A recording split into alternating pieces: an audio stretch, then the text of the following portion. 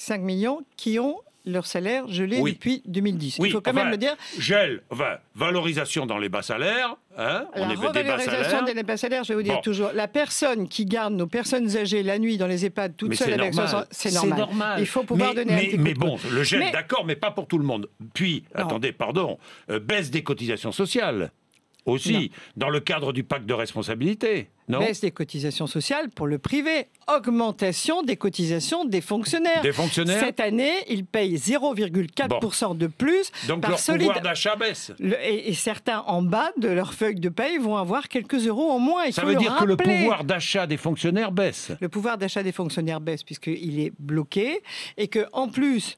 Vous vous rendez compte, vous, un gouvernement de gauche, vous faites baisser le pouvoir d'achat des fonctionnaires. C'est pour ça que ces clichés qui tournent sur les fonctionnaires, il faudrait quand même qu'on regarde ce dont on parle. Mais alors, qu'est-ce que vous allez faire pour eux ?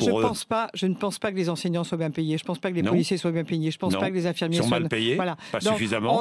On a vraiment... Vous voyez, moi j'ai fait une carte de vœux, une cérémonie de vœux sur cliché contre cliché. Parce qu'on dit ils sont privilégiés. Ils ne sont pas privilégiés. Un petit salaire pour être aux urgences à l'hôpital aujourd'hui ou dans une EHPAD ou sur la route le matin pour éviter qu'il y ait un accident. Alors, j'ai deux questions. Deux questions pour résumer notre conversation, Marie-Lise Lebranchu. Donc pour l'instant, on ne bouge pas la masse salariale. On la maîtrise. Elle est à zéro. Elle est à zéro, mais on ne la baisse pas. On est bien d'accord ? Hein, on ne la baisse pas compte tenu des dépenses supplémentaires après les événements du mois de janvier. On ne baisse pas la masse salariale, on ne baisse pas le nombre de fonctionnaires. Est-ce qu'on augmente, est-ce qu'on les paye mieux ?